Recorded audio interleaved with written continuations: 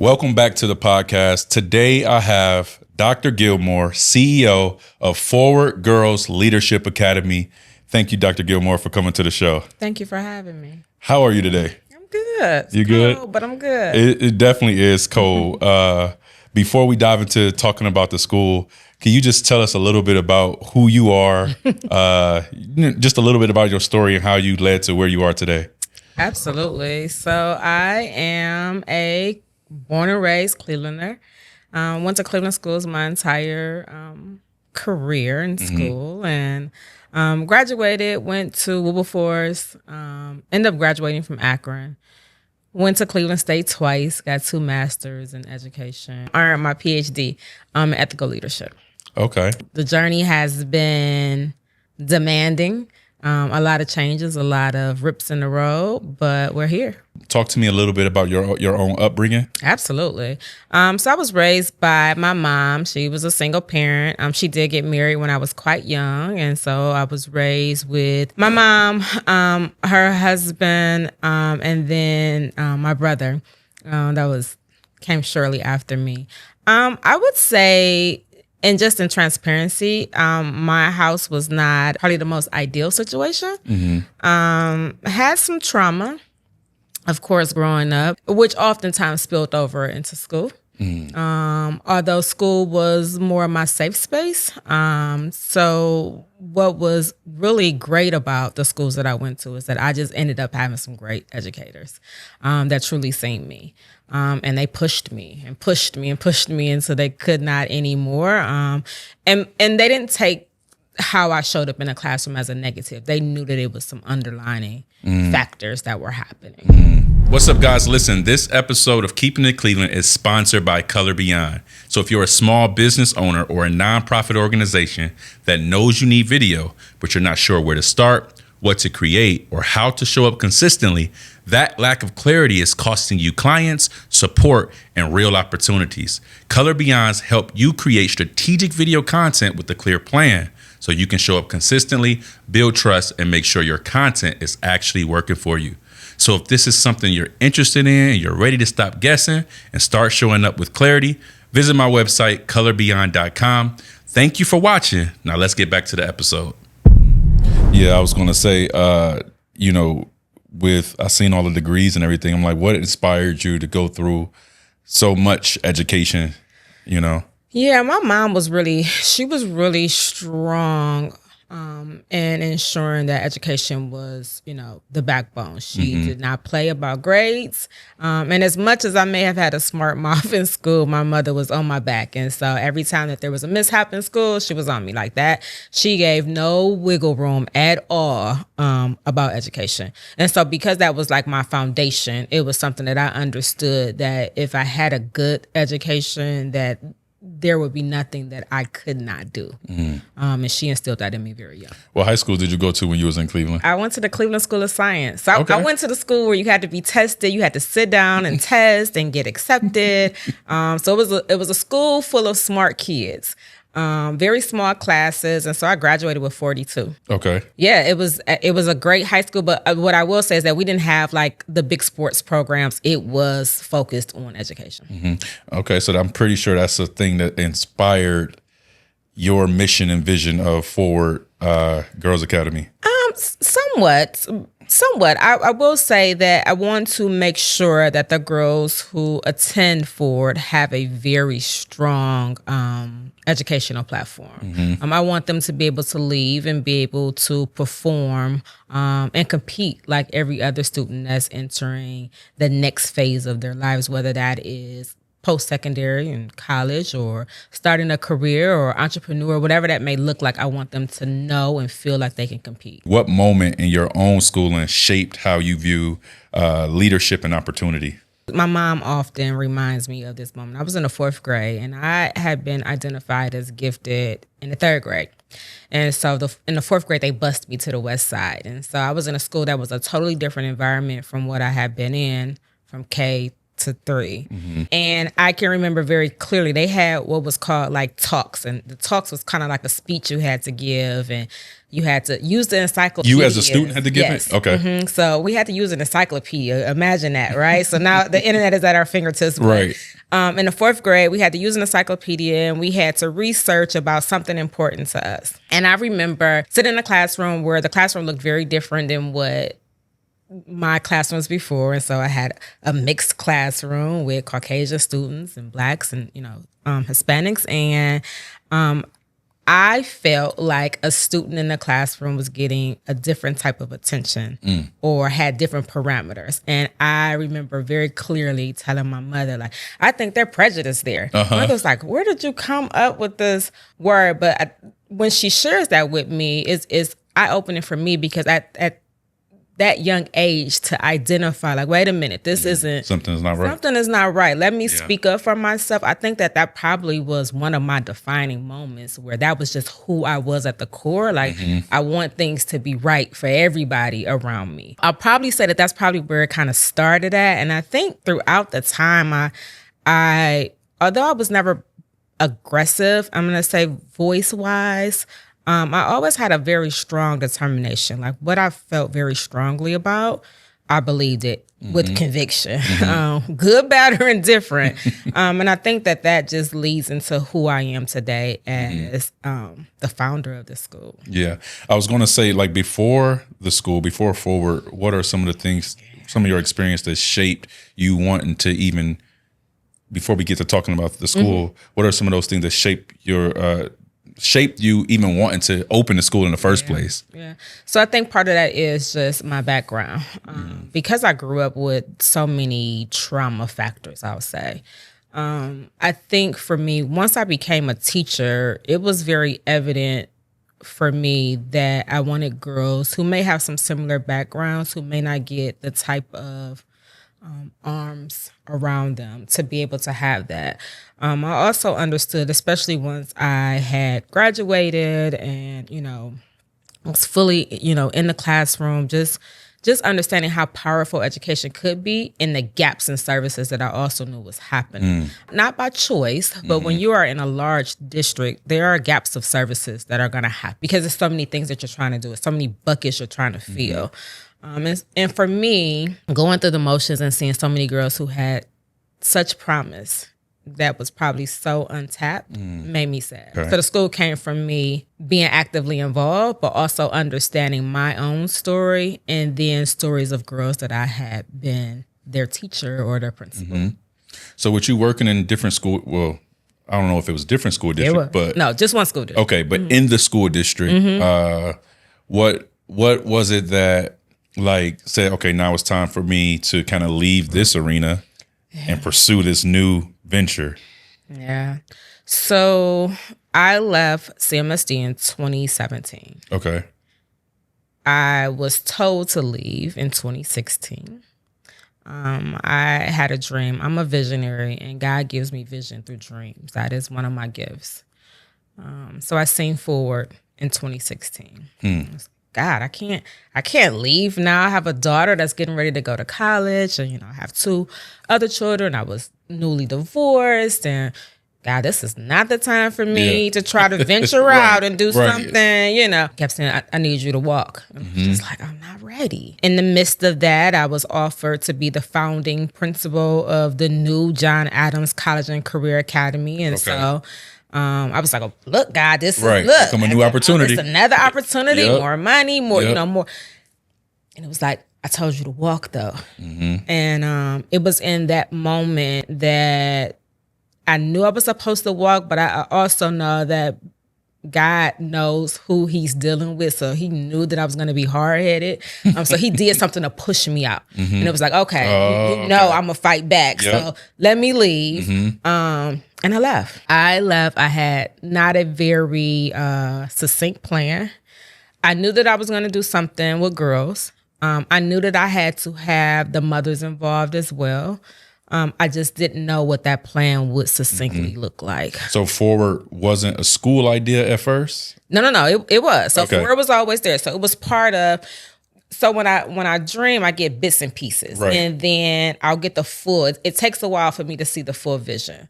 But I've been talking about Forward for over 10 years. Wow. I just did not know if the girls and mothers was going to be. I couldn't really put the whole story together. So when I first left, I wanted to make sure that I tackle one of the first issues that I seen in CMSD is that we did not do a good job with social emotional learning for girls.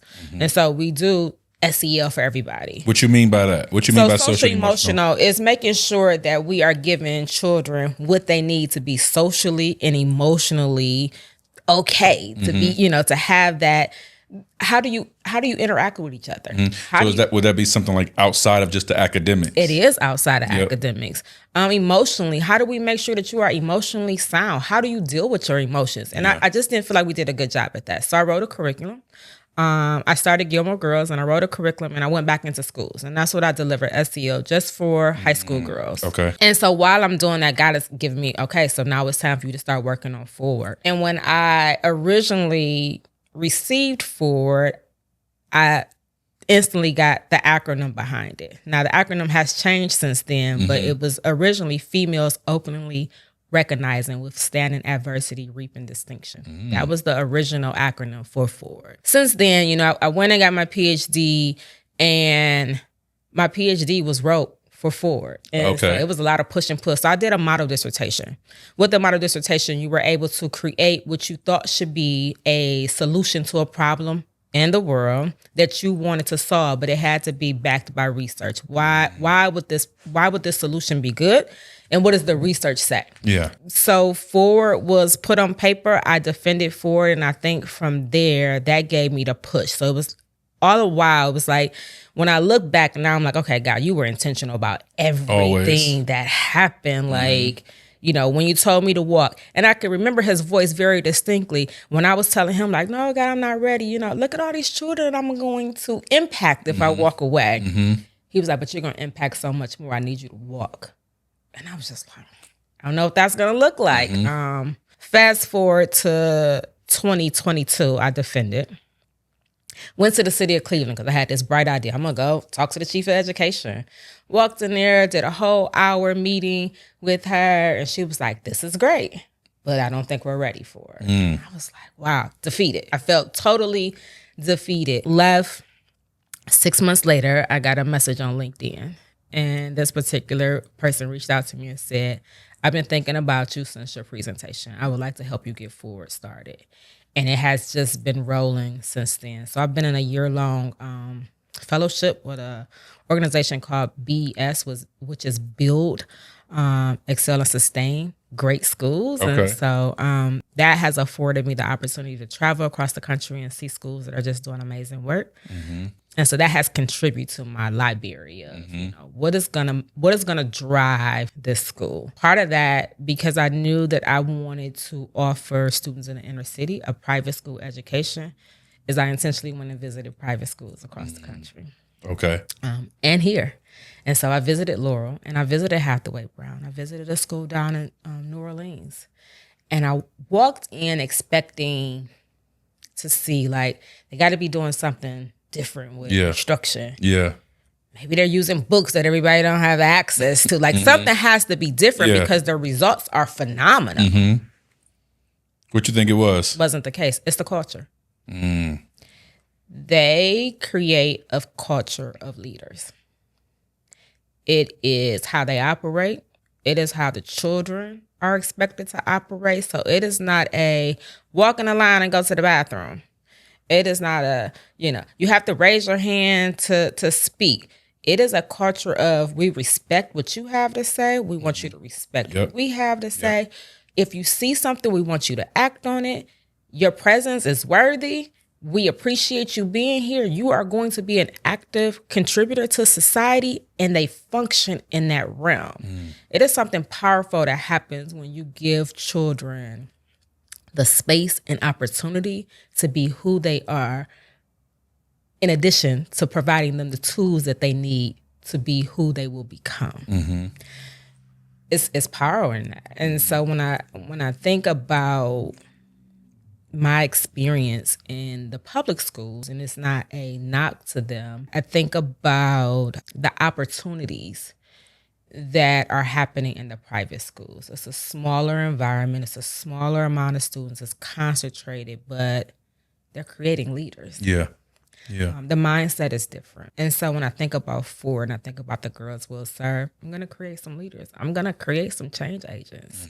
And I'm going to give them the tools for who they are and the tools for who they wish to become. Can you tell us a little bit about exactly what Forward Leadership Academy, Girls Leadership Academy is?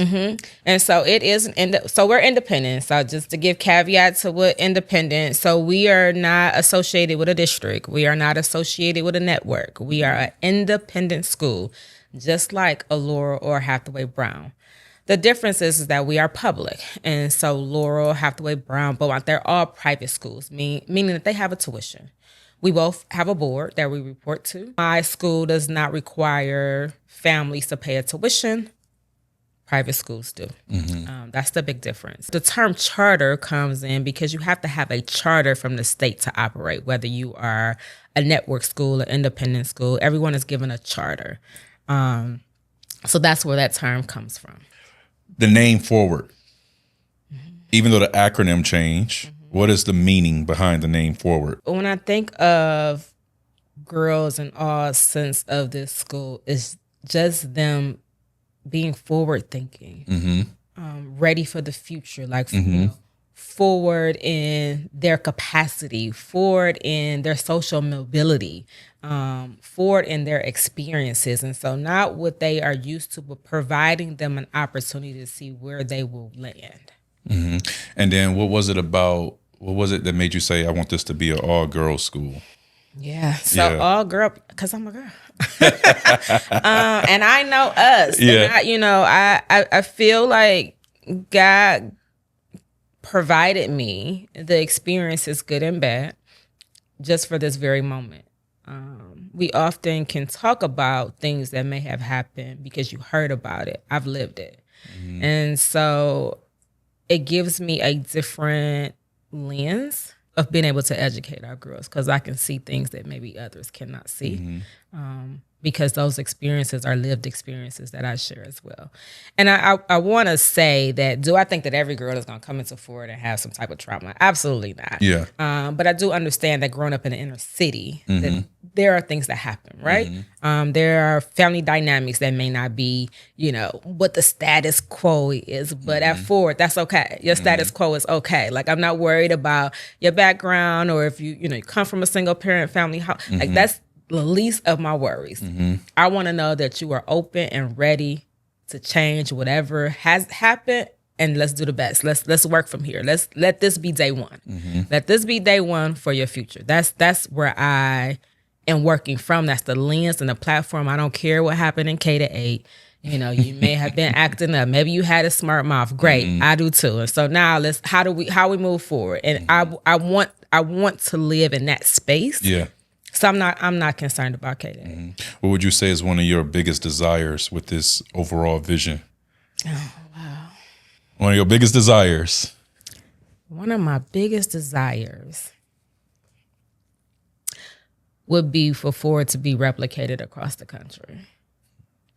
For inner city girls across the country to have an opportunity for a private school education in a public school setting. How would you define success beyond just the academics at Forward? Oh, wow.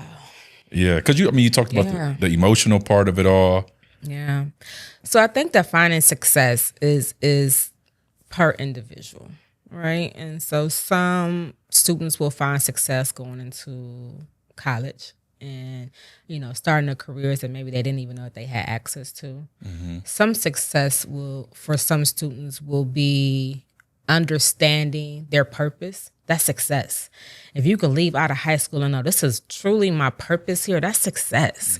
There are adults that are my age that don't know their purpose. Yeah. I think success is students leaving with the understanding that whatever they dream or hope is possible. That would be success for me. Legacy.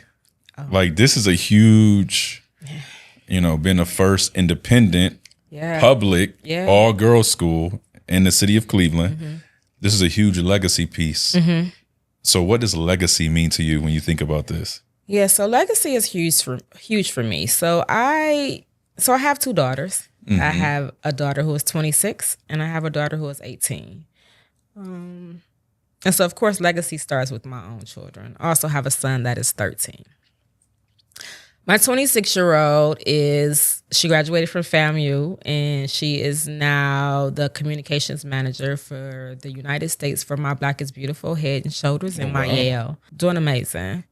My middle baby is at FAMU now herself. She's in school to be an orthopedic surgeon.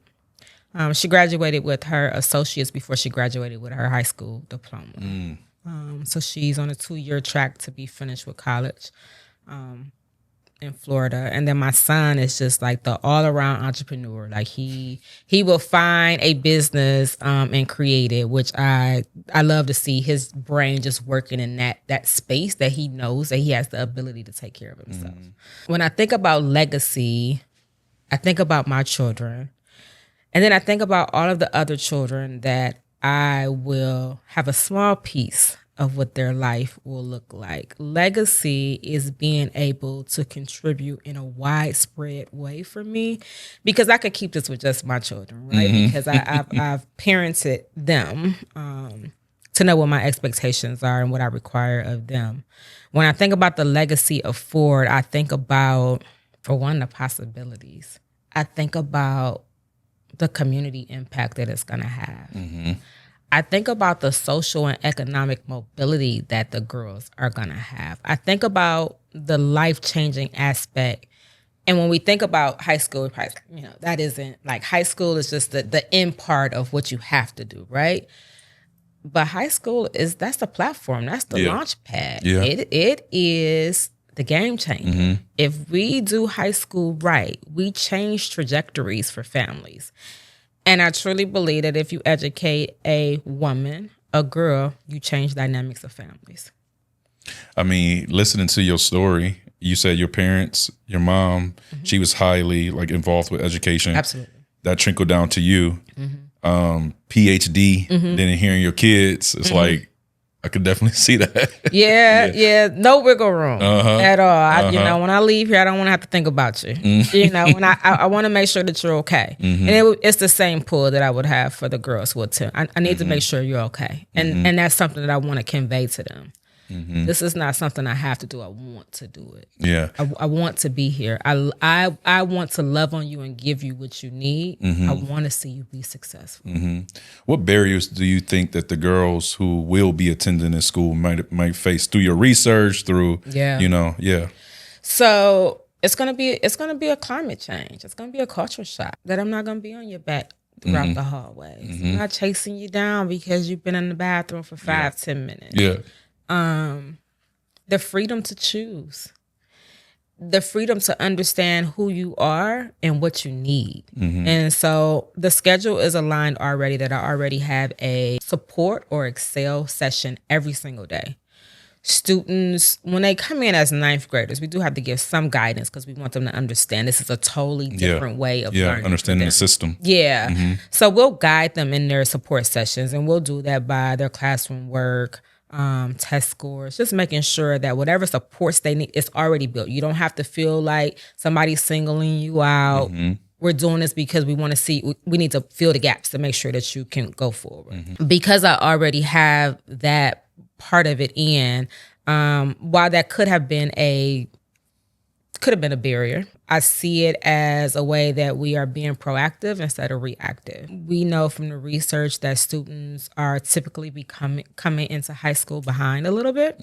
And so knowing that up front, I've already provided that time and space for students to get the additional support that they need. And if students are coming in on track, then that Excel session allows them to then build on their skills. We don't want to hold anybody in a bubble or feel like, you have to be in this certain space because we're a project-based learning school. And so that's what does that mean? What does project-based mean? Yes, so project-based. Instead of students just learning, let's just take a topic. Right now, we know that crime is a big deal in our city. If students are learning about, city municipalities, they would take a problem that is happening right now in their community and solve it. I like that. That's where that leadership is going to come in. So we know that this is something that they can relate to because these are their friends and family members. And so asking them, so how would you then interpret this? How would you solve it? How would you fix it? But they would have to use instructional elements that they've learned in the classroom to be able to then guide how they would adopt or change or, present a solution to the problem. So yeah, that's going to be a different way of them learning. I was going to say, that's not a standard way of learning. It's not. Yeah. But the research is, it is one of the most highly effective forms of instruction. What I'm hearing is that you're just treating the students like they're adults. Absolutely. They have the autonomy to make a choice. They do. We're here to help you and guide you along the way. Yes. Right. But it's up to you ultimately to get the work done, and you have our support. And you have our support. With this being an amazing idea, not even an idea at this moment, it's execution time now. It's execution. It's opening up fall of 2026. Oh, we are. What are some of the challenges that you have faced with opening the school, if any? Yeah, it's been challenges. So one of them will be funding. Okay. Getting funding for the things that we need. I think one of the challenges that probably has been most heart-wrenching to me is having to stand in rooms and share, fight, argue why this is needed for inner city girls. That's a huge fight for me. It's a huge pull on me. Why would people think it's not needed? Like, why wouldn't it not be needed? I don't have those It don't answers. exist. It doesn't exist. Yeah. But when people know that it may actually have a significant impact, whoa. Yeah. Do you think it could have been like a you taken away from us type of thing? I've had conversations with other, I would say, charter schools where sometimes public schools don't want to assist the charter schools because of the whole money situation of the funding the child, but it become more about the money than actually educating and creating a better experience for the student. You just said it. Oh, okay. You just said it. And so I am absolutely not against public schools. Yeah. It's not the platform that I stand on. I was educated in CMSD. All of my career has been in CMSD. And so I am by no means, saying they are not good or that's not my platform. My platform is saying this is what I am bringing to the Creating city. options. That's it. Yep. I'm giving an option because I know that the option is needed. Yep. It's wanted. And so because of that, I think that options are good. Choices are good. What do you think that the school will tell or show the women, the girls of the Cleveland community? Yeah. What will it tell or show? To me, it's like a flag. It's like a flag in the sand type of thing, Like, why is it not other public schools that offer the type of private education, or the culture? I think that's important. And I will pose that question to your audience. I will pose that because if the research is very clear. It works. It just works. How many private schools have you seen close? Yep, all the time. They don't close because they work. The results are there. How, you're going to see that they are going to have 100% graduation. They are going to pass their mandated tests. It works. Yeah. And so if it works, why aren't we doing pushing that? for Why more? are we not replicating that? And don't get me wrong. I've had people DM me about how did you get funding or what does the funding look like? And the funding is less than like what a district would get. But for me, in my mind, I've been in schools with multi-million-dollar budgets and still didn't get the results that was expected. And so, yes, you can have all the money, but if it isn't funneled or put where it's supposed to be, you get the same results. People motivate people. I need the right people in my school to motivate the students for the expectations that I am expecting for my students. When I am looking for even candidates to become teachers Yeah. at Ford, my first question is, why do you love my students? I need to know that, because you have to love them before you even apply to come to my school. Why do you love them and you've never seen them? But why do you love them? I need to know that you have a deep connection to girls who look like me. Yeah. And why do you have that connection? What are you going to contribute to her? What are you going to give her? What should she expect from you? You got some expectations for her. If you're a math teacher, you're expecting her when she leaves your classroom to pass Algebra 1. What should she expect from you? Forward 5 to 10 years from now. Yeah. A girl, what's happening with the girls 5 to 10 years from now? Yeah, so in 5 years, I do see us expanding. I eventually do want to have a K-12 model. Okay. I want to be able to have girls from 5 all the way through. The research does support that when you have them from all the way through, the results are greater. 10 years, I've already been told that I will have a boarding component to it. I want to be able to house girls who are in the foster system in high school. I want them to have an opportunity to stay on campus, live on campus, board there, and that we take away that barrier of wanting to get adopted or wanting to, have to find a family. We become their family. Yeah. So I want to give that option. I just want to eliminate the barriers. Like, I think that every child should have the opportunity to have a great education, regardless of barriers that they did not create themselves. That should not be their fight in making sure that they have a sound education. That's not their fight. What was the strategy behind starting just with 9th graders, no sports, just highly focusing on academics in the beginning? Yeah, so we will have sports. It'll be clubs at first. We have to do that because you have to have so many students in order to be able to compete. Makes sense. That's where that is. So once we in 10th grade, once we add that other grade, we'll have sports. So we'll start off with clubs, which is a good place for us to start as a new school, because then I get to see what the girls really are interested in. I don't want to have all these sports clubs and then nobody is taking advantage of swimming, right? But I think that, it's a good sport because Dr. Gilmore thinks it's a good sport, and the girls like, I don't want to do that, So I want to hear, like, what do you guys want? What sports are you most interested in? Do you want to do more clubs? Like, I want to hear from them. And so that first year is really going to be, they're going to set the tone. That inaugural class is going to set the tone. Yeah, that's going to be. I'm expecting great things for them. Yeah, that's going to be super cool. Yes. It's going to be super cool. What decisions weigh on you the most as a leader right now? I think the decisions that weigh on me the most right now is hiring my staff, because staff is who actually feeds into the culture. So I have to get that right. I don't want to be in a bind just hiring somebody because now I need to fill a position. Like, I have to get the staffing correct. Location and building is weighing on me right now. Okay.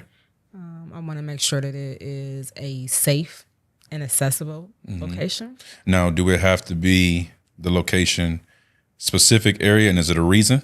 Yeah, so it's going to be on the southeast side of Cleveland. The reason being is that there are limited options on the southeast side of Cleveland. Makes sense. So simple as that. Yeah, that's it. That's all. What early wins or moments have reminded you of why this work matters? I know you said you had some challenges and things like that. What are some of those wins? So I will tell you, right before I completed my application to be authorized, I've been writing this application for a year now. When I finished the application, it was 387 pages. It was longer than my dissertation. Sheesh. Because it is an independent school, I had to write about everything. When the door is going to open, when it's going to close, who's going to do what, who will feed, when will they feed, what time will it happen. Like, I had to write it as if a blank slate. I remember the day that I had just submitted on Sunday prior, and then I had to submit an application for funding, a funding grant. All this was in a week's time span.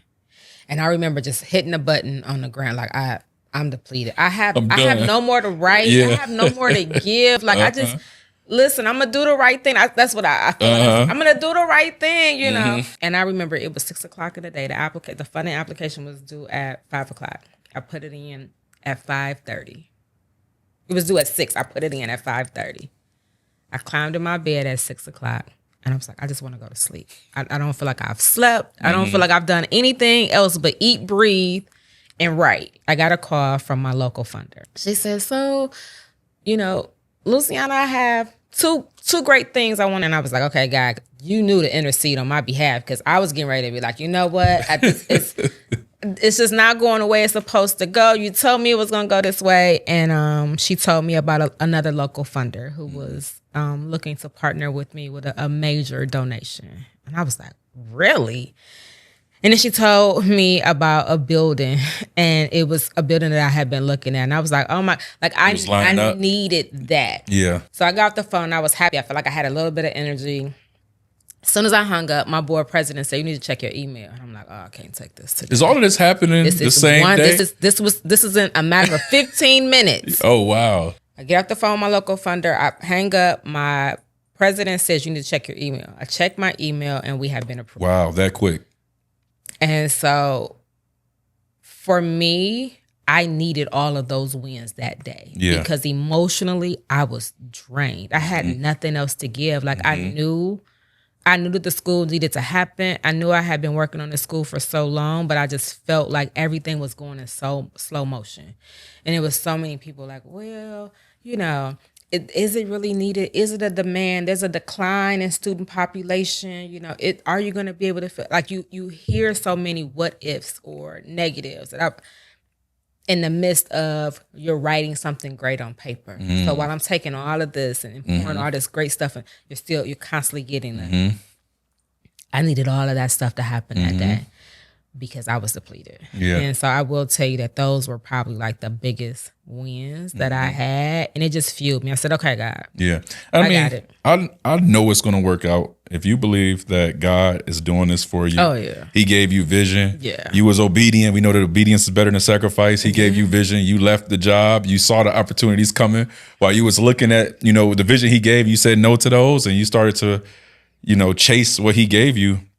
Yeah, I tell everybody at this point, this is not Dr. Luciana's working. Yeah. This is his vision. I am just the vessel that's bringing it here. I truly am. I know that, and I think that's what gives me calmness at this point, is because, and even in the valleys where I felt like, oh my God, that's too much. Or, it was always that little, okay, but let me put a little razzle dazzle right here, so I'm still here. I'm waiting. I'm watching, and so he knows what I need at the times that I need it, so that I can keep going. It's the fuel that I need to keep going. Yeah, because nobody else knows what it's like to be in this seat. Yeah, opening up it's a lot. I thought being a principal was a lot. This is a whole different animal. I'm sure.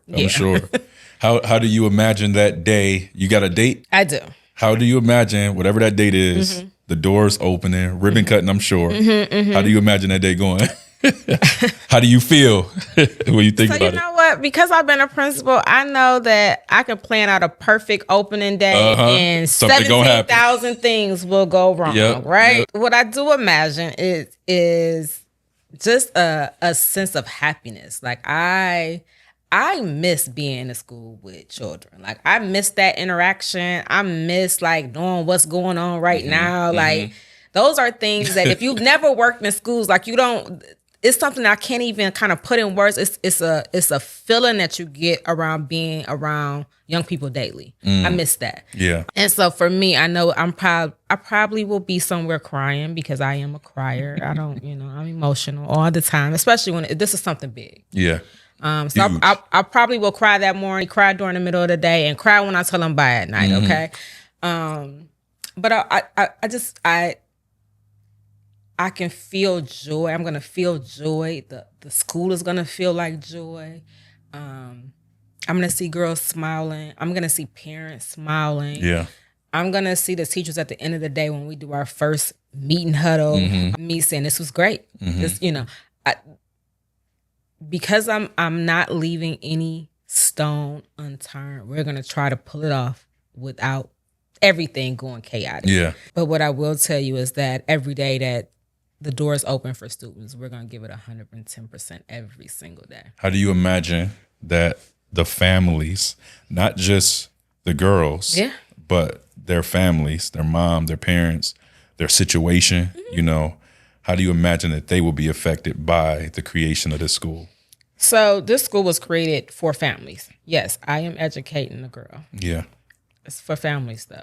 I can't do this by myself. And I understand that. And so when girls enroll, families will know this is a partnership. Yes, we're going to do the lifting of the educating. We're going to, that part, I got you.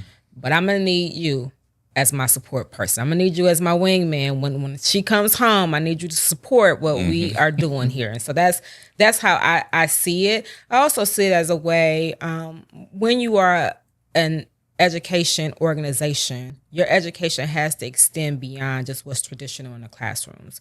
And so parents' needs are also going to be looked at. How can we help you? Yep. If I help you, then I help my students too. And I understand that those go hand in hand. And so I'm gonna need my parents that they're gonna have to be active with me. Yeah. I need them to hold my hand and because I'm gonna need them. It's important. It's important. Yeah. And the give and take is that I'm gonna do everything that I can for their students that they're sending me every single day. But any resources or any help or any guidance that I can provide as an extension of forward, we will do as well. Yeah, that's good. All right. So I have a segment on the podcast. The podcast is called Keepin It Cleveland. Okay. So it's a segment on the podcast. One, I'm going to ask you, what does it mean to you to keep it Cleveland? It can be anything, however you want to take that. What does it mean for you to keep it Cleveland? What does it mean for me to keep it Cleveland? It could be tied to impact. It can be anything. I think Cleveland gets a bad rap for so many things. And I think education is one of them. Sports teams is another one. Yep. We just get a bad hear rap, that one all the right? time. Yeah, so we just get a bad rap. And so I think for me, although those are the things that we associate with Cleveland, when I think about keeping it Cleveland, I think about, because no matter what, we still got a winning spirit. Yeah. The Browns can lose. We do. The whole season, but we still love them. We still want, you understand? Keeping it Cleveland is still having that spirit of fighting. Still having that spirit of, I want to win. That's keeping it Cleveland. That's good. Yeah. Then my next thing is, who is a person, organization, anything that is making an impact that you feel like should be highlighted as well? Yeah. Okay, so one of my good friends was, the organization just ended. She was the CEO of Micon.